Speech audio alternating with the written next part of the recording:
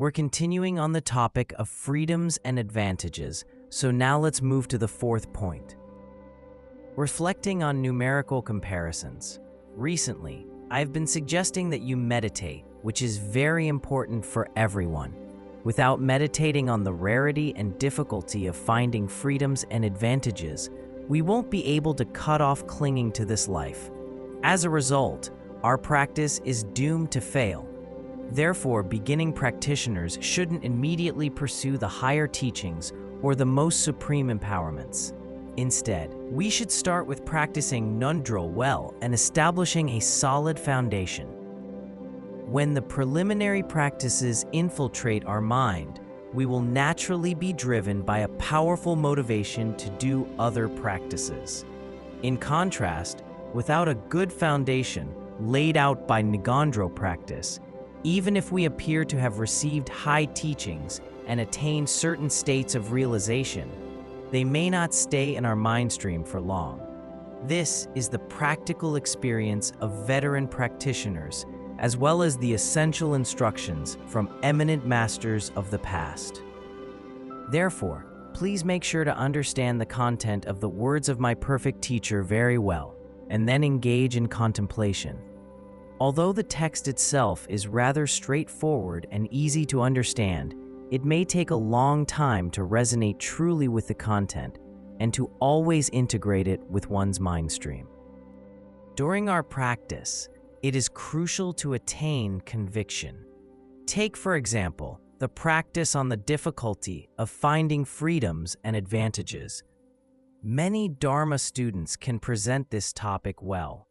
But how many of them can talk about it from their own practical experience instead of just parroting the text?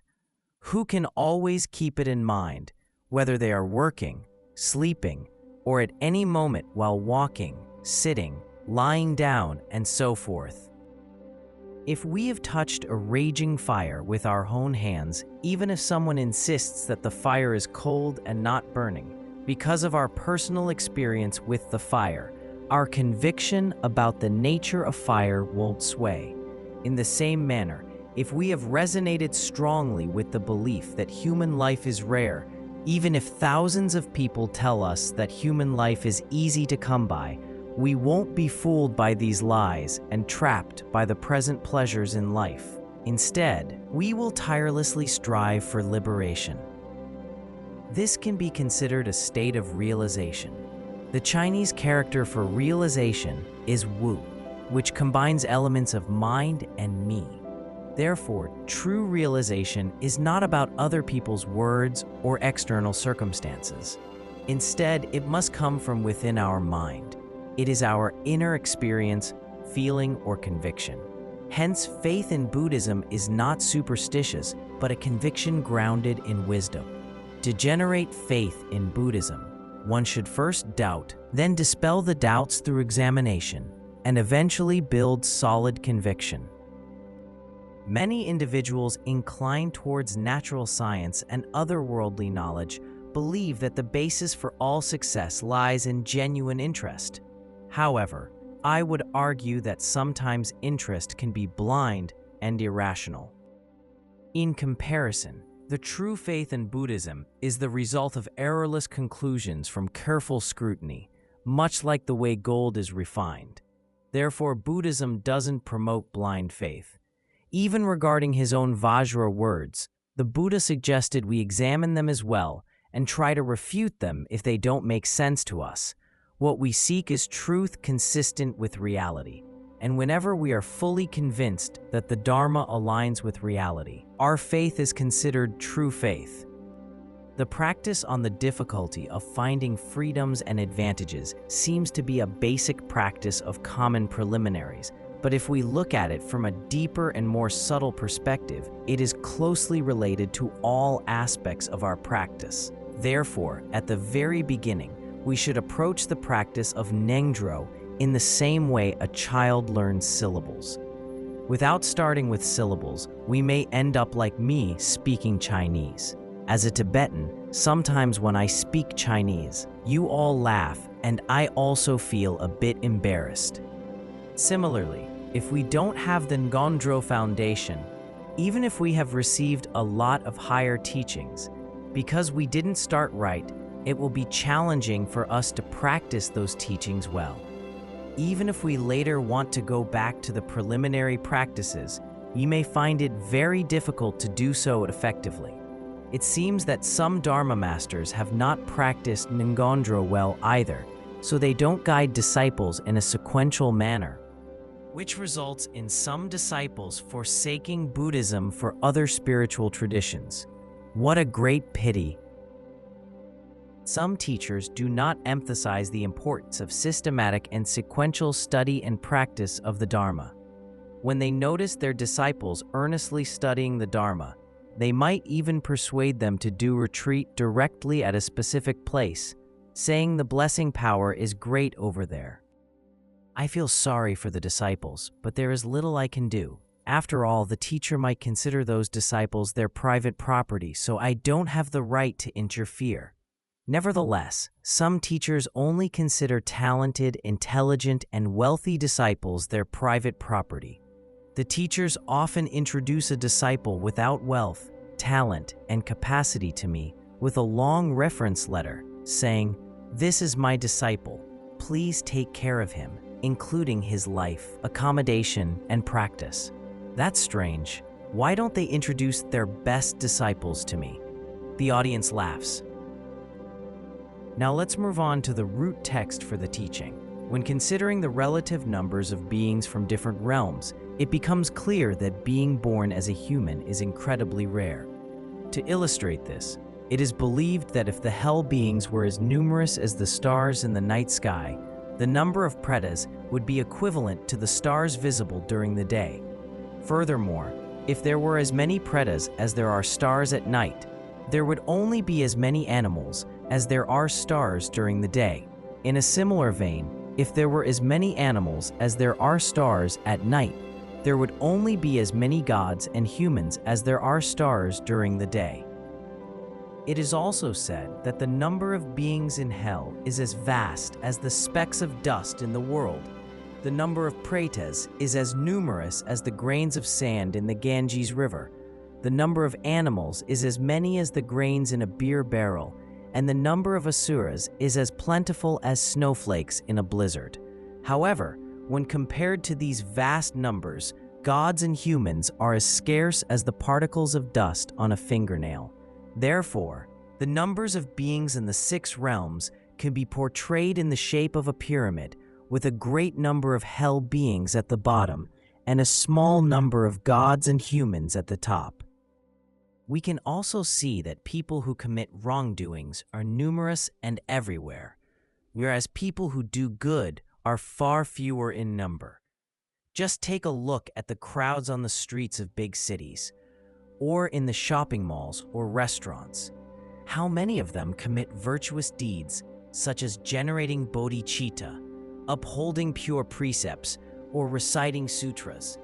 And how many of them commit negative actions with their body, speech, and mind? After all, the law of karma never fails, so the negative actions will definitely result in rebirth in lower realms. According to the treasury of Abhidharma, during the accomplished age, people committed none of the 10 negative actions, so there were no hell beings then. Later, people became immoral and corrupt, and they committed more and more wrongdoings. Especially during the present degenerate age, people's negative actions are extremely horrendous. The original vows of Ksitigarbha Bodhisattva Sutra says, "For sentient beings in Jambudvipa, their every movement and thought are sources of negative karma and sins." 400 stanzas on the middle way also says, "Most people cling to an unwholesome direction. Thus, most common beings certainly go to bad rebirths." Many people these days commit wrongdoings every day. Not to mention their entire lives, just the negative actions committed during a day, for example. Killing animals for food would have already resulted in being stuck in samsara for millions of years. Many monastics might have committed numerous wrongdoings before taking ordination. Have you compared your negative actions with your good actions before and after the ordination, and checked which one outweighs the other? Are you looking forward to attaining good fortune as a human or a god in your afterlife? Are you certain you won't fall into a lower realm when you die? If even a monastic who has renounced worldly life in pursuit of liberation cannot assure themselves of a favorable rebirth, let alone a person who disapproves of Buddhism, holds wrong views, or even slanders the three jewels. Many places are hell on earth. When we walk into a big restaurant, we will notice hundreds of people eating live fish or shrimp. We don't have clairvoyance, but from their actions, we are able to infer their bad rebirth. This is without question. Therefore, it is easy to understand why the inhabitants of the hells are innumerable. The connected discourses of the Buddha, the Samyukta Sutra, has an analogy. It is akin to the particles of dust on a fingernail. This quantity is equivalent to that of humans. It is akin to the specks of dust in the entire world. This quantity is equivalent to that of beings other than humans. The Nirvana Sutra also records a discourse between the Buddha and Mahakashapa. Once the Buddha picked up a bit of dirt from the ground and asked Mahakashapa, "Which one has more particles of dust, the dirt in my hand, or the dirt in the whole world of the 10 directions?" Mahakashapa answered, "Of course, it is the dirt in the entire world of the 10 directions." The Buddha said, "The number of those who have a human form and who practice virtues are as few as the particles of dust in my hand, whereas the number of those who don't have a human form and who commit vices are as many as the specks of dust in the entire world of the 10 directions." In addition, the Buddha also said, "Those who attain a human form are as few as the particles of dust on a fingernail. Those who lose a human form are as many as the specks of dust in the whole world." As for the text of the words of my perfect teacher, please don't think you are unable to put it into practice. In fact, it is not hard to put it into practice, as long as you carefully contemplate the analogies quoted from the sutras. You will be able to understand the rarity of human life. Since the sutras are errorless, we should have uncontrived faith in them. Of course, this faith is not blind, but rational. Through careful examination with wisdom, we cannot find any fault in the Buddha's teachings, so we have to admit the sutras deliver the errorless truth. Hence, we believe the analogies are correct. On this basis, we can reflect on numerical comparisons in a real-life context. Specifically, we can compare the number of Buddhists with that of non-Buddhists, the number of humans with that of animals. As for the number of beings whose existence is beyond our direct perception, e.g., hell beings, pretas, etc., we can generate conviction about the analogies through the authority of Buddhist scripture.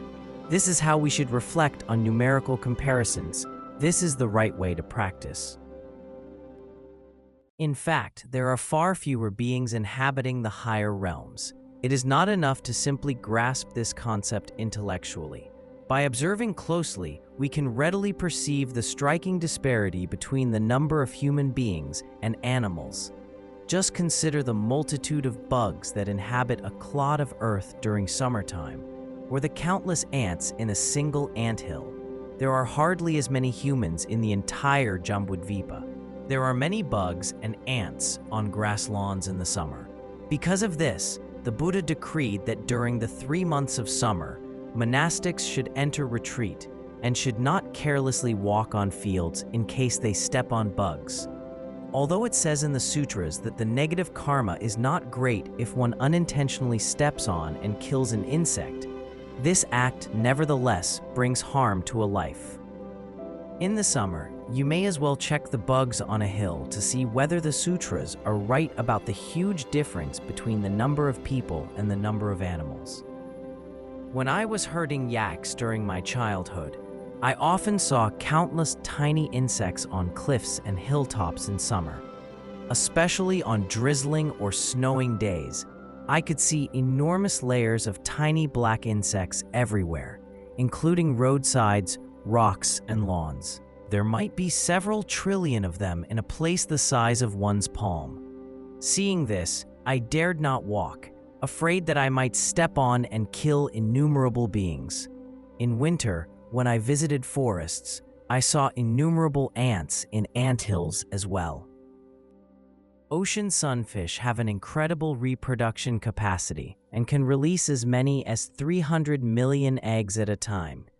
This means the number of eggs that one female sunfish releases after over 20 rounds of spawns nearly matches the population of the entire world.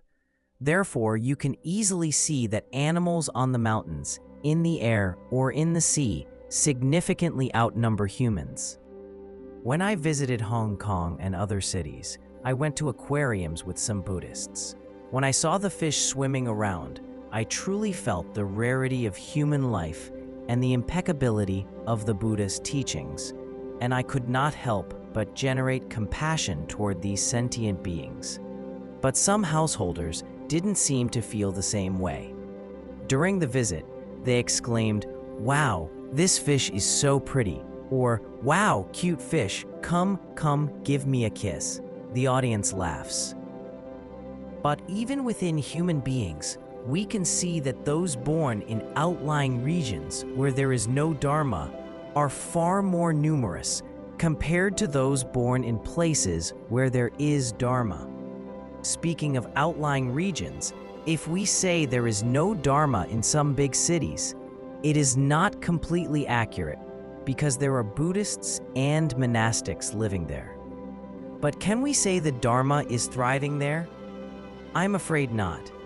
In places like Shanghai, Beijing, and other densely populated cities, the Buddha's teachings and the realization of the Dharma are relatively scarce. By comparison, Tibetan areas are less populated, but Buddhism flourishes here. Take the Garzê region, for example. Recent statistics show 18 counties with a population of less than 1 million, but with 515 monasteries open to the public, and also many monasteries closed to the public. In particular, there are about 45,000 people living in Sertar County, over 40,000 in Luhuo County, and about 120,000 in Kangding County. But there are 30 to 40 monasteries in each of these counties, and the vast majority of the population believes in Buddhism. In the Tibetan regions where Buddhism thrives, many places are sparsely populated. Sometimes one has to drive a long while before seeing a house. In contrast, many cities in the Han Chinese areas are densely populated. For example, Chengdu, the capital city of Sichuan province, has an urban population of more than 4.6 million. And if the population in the surrounding counties is included, the overall population amounts to over 10 million. There are over 21 million people in Shanghai and 16 million in Beijing. I did some research in the past trying to figure out the monastic population in these big cities, but couldn't find the data. Nevertheless, we have a general idea about the low number of temples in Shanghai or Beijing, so it is easy to estimate how limited the number of monastics there is. In addition to monastics, there is a considerable number of lay Buddhists. However, some lay people study Buddhism just for the benefits of this life, such as the well-being of their families, and very few of them practice the Dharma for liberation. Take the 21 million people in Shanghai, for example. How many of them aspire to attain liberation? You may check this question. Many of you were brought up in big cities, so you may estimate how many people in your hometowns practice Dharma. Those who don't practice Dharma might have committed wrongdoings on a scale as large as the King of Mountains, so will they fall into the lower realms after death? The answer is a resounding yes, according to the law of karma. Of all the 10 million people living in a city, are 10,000 of them certain to have a good rebirth? Through this analysis, you will realize why there are so many beings in the lower realms. Through various examinations, you will understand how precious it is to obtain a human life in which one can study and practice Dharma. In particular, there are even fewer people who have all 18 freedoms and advantages. For example, among the 515 monasteries in the Garzi region, there are over 50,000 monastics. But how many of those monastics truly have all the freedoms and advantages? If we check them one by one, we will realize there aren't many. Of course, those real eminent masters definitely have all the freedoms and advantages. They study and practice the Dharma day and night, which is very admirable. When teaching the words of my perfect teacher, Khenpo Kiwang commented, "When we read the biographies of those great masters, we realize they are very different from us ordinary people." Take Mipam Rinpoche, for example. Given the many works he wrote, one would think he spent his whole life just composing texts. Given the large-scale Dharma activities he engaged in, one would think he spent his whole life just giving teachings. Given the many virtuous deeds he engaged in, one would think he spent his whole life just on good deeds. A true great master not only has great aspirations and capacities to benefit others, but also never slackens in his own practice. For example, Patrul Rinpoche listened to the Ngondro teachings from his root lama 25 times in his life, and each time he listened, he then completed the entire cycle of Ngondro practice. As for us, how hard it is to just complete Ngondro once. Recently, a householder called me complaining. "There is no way for me to finish the 100,000 prostrations. I just did 100, and I had to rest for 3 days and nights." Alas! Ordinary people's capacity to do good is too weak. For example, we're supposed to prostrate for only 15 minutes a day, but many of us are overwhelmed, wishing the time is up as soon as possible. However, when we commit wrongdoings or just squander our time doing nothing, we can easily spend 150 minutes, not to mention just 15 minutes. Therefore, for ordinary people, doing good is as hard as climbing a mountain, while doing bad is as easy as going downhill. We've drifted aimlessly through the first half of our lives. However, it is totally up to us to decide how to spend the second half of our lives. As a Tibetan saying goes, "Put your clothes back on and retie your belt." As of today, we must recalibrate our lives and become true practitioners for the rest of our lives. Otherwise, we will squander our precious human lives, which would be a great pity. With all these perspectives in mind, we should be filled with immense joy that we have possessed all the freedoms and advantages. A human life can only be called a precious human life when it is complete with all the freedoms and advantages, and from then onwards, this human life truly becomes precious. Of course, you should have all the freedoms and advantages for a long time. It should not be the case that you have them all just for now, and then in a few days you start to lose them one by one. What exactly is a precious human life? In Finding Rest in the Nature of the Mind, Longchen Nyingtik says, "Beings who are utterly sublime are vessels for the stainless Dharma. Through learning and reflection, they attain its essence. They discipline themselves, and others they establish in the virtuous life. Their practice, like the king of mountains, is unshakable. They are the incense of the sage's victory. Householders, or, better, those who have gone forth to homelessness, the teacher has declared them both to have a precious human form."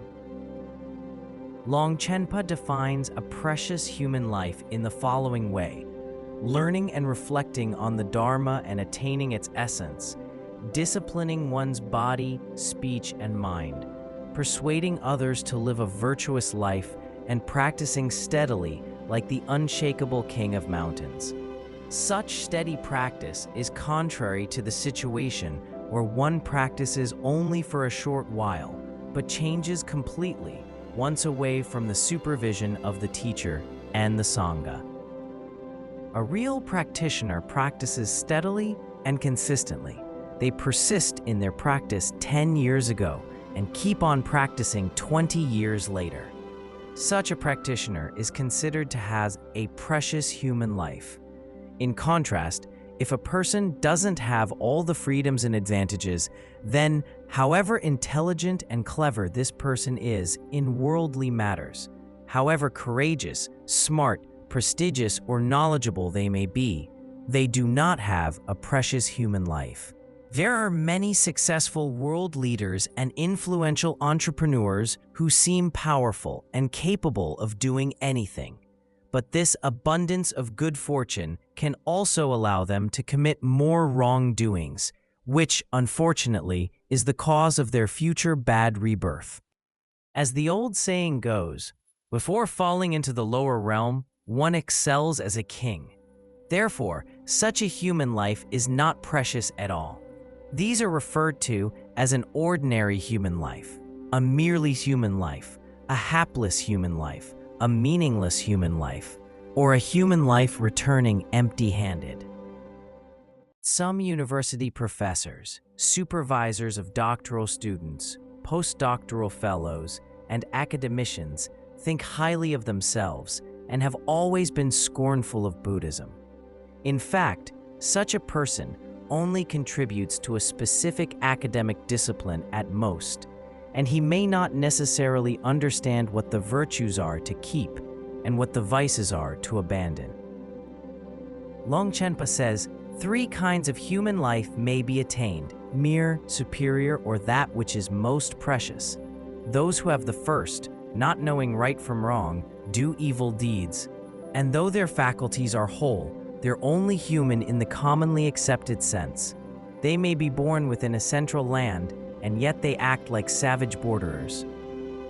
Therefore, those who don't accept the law of karma, even if they are very intelligent and capable in certain fields, are not worth our admiration. In short, as a monastic, you'd better not strive for anything worldly. Since you have had the fortune to receive ordination, you should uphold pure precepts, study and practice diligently, so the Dharma will permeate your mind. As a householder, you should also uphold pure precepts and study and practice well. By doing so, no matter whether you are a monastic or a householder, you then have a precious human life. Otherwise, if you are only centered around the 8 worldly concerns and never study and practice Dharma, you don't even bother turning a prayer wheel or reciting the Avalokiteshvara mantra. You are living a human life in vain. It's as if you have a wish-fulfilling gem in your hands, but fail to use it or return empty-handed from a land full of precious gold. What a pity. Towards those people, we should be compassionate and help them if we can. Otherwise, they will be living such a wretched life. They think they are smart and wise, claiming, the more negative actions, the happier. The more negative actions, the more beautiful. The more negative actions, the more heroic, and so forth. Their words and deeds are totally misguided, and they are oblivious to the sufferings in the lower realms. It's like when a psychopath praises the joy of imprisonment due to their obliviousness to the suffering in prison and then deliberately breaks the law. A normal person would say they have gone insane and there is no way to dissuade them from doing silly things. There are many such individuals around us. If you tell one of them that they are wrong, they will be unhappy and refuse to admit their faults. However, all they do is just accumulating bad karma, and no matter whether they accept the law of karma or not, they must endure excruciating sufferings in future lives. We are very fortunate to have encountered the great Dharma, but there are countless beings around us who are still extremely ignorant and don't know what to keep and what to abandon. Therefore, we should always pray to the Guru and the 3 jewels for blessings so that we will be capable of helping them as soon as possible. In fact, benefiting sentient beings, does need blessings from Buddhas, Bodhisattvas, and Dharma protectors. Otherwise, it is hard to accomplish what you wish. Next, we will study a few analogies in Patrul Rinpoche's text that further explain the stupidity of those who squander their human lives. To come across a precious jewel is nothing compared to finding this precious human life. Look how those who are not saddened by samsara fritter life away. Let's compare this precious human life with a precious wish-fulfilling jewel. The jewel can only meet all your needs for food and provisions in this life. For example, if you win a $10 million lottery, you can only buy things like houses and cars and enjoy some temporary pleasures. The lottery money is useless for your happiness in a future life. The actual power of jewels and money is limited. However, attaining a precious human life is very different. It allows us to study and practice the Dharma so we can free ourselves and others from samsara. Therefore, a jewel is nothing compared to our precious human life. Sadly, some people cultivate no aversion to samsara, so they fritter their lives away. What a great pity. Therefore, now that you have a precious human life, please don't squander it. Make sure to cherish and spend your time well every day. In fact, to cherish your human life is to cherish your time. You should regard time as life, and within your limited time, try your very best to undertake positive actions. For example, the Sangha members staffing at Larung Gar should make good use of their spare time by focusing on the Dharma, in addition to serving the Sangha. It is important for them to avoid being lazy or sleeping in, as this may hinder their progress in their Dharma practice. The biography of Master Shuyan tells a story of two lazy monks who slept in while the abbot was out and were beaten up badly by ghosts. As you can see, even ghosts will bring troubles to practitioners who don't cherish time for diligent practice. By contrast, those practitioners who are very motivated to study and practice are not impacted by sickness and obstacles, so a ghost or other non-human has no way to bring them troubles. To win a whole kingdom is nothing compared to meeting a perfect teacher. Look how those with no devotion treat the teacher as their equal. Being enthroned as an emperor is nothing compared to meeting a qualified teacher. However, those lacking veneration only regard the teacher as an ordinary friend, so they cannot attain the profound realization in the teacher's wisdom mind. How pitiful! In the precious treasury of pith instructions, Longchen Nyingtik says, one receives no blessings if regarding the teacher as an ordinary person. As we should know, blessings come from faith. If we see the teacher as a Buddha, we will receive the blessing of a Buddha. If we see the teacher as a Bodhisattva, we will receive the blessing of a Bodhisattva. If we see the teacher as a superior person, we'll receive the blessing of a superior person. For example, when the teacher tells us, "Don't fritter away your time," if we treat this instruction as the words of the Buddha, then our veneration will bring us the corresponding benefit, and we will definitely receive the extraordinary blessing. However, if we think, "What are you talking about? You are frittering away your time all day long, so how dare you give me this instruction?" then we definitely won't receive any blessing. As said in the well-known verse, now that we have the precious human life that is hard to obtain, and we have encountered the Dharma that is hard to meet, if we don't use this human form to liberate ourselves in this life, then when can we get ourselves liberated?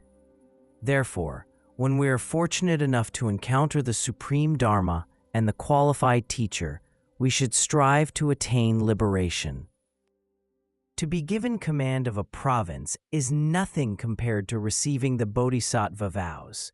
Look how those with no compassion hurl their vows away. Obtaining a leadership position, such as a director general, a division chief, or a section chief, is nothing compared to receiving the Bodhisattva vows and generating bodhicitta in the mind. However, Those without compassion don't appreciate their bodhisattva vows. They often hold grudges against others and discard bodhicitta like throwing away a piece of rock. What a great pity.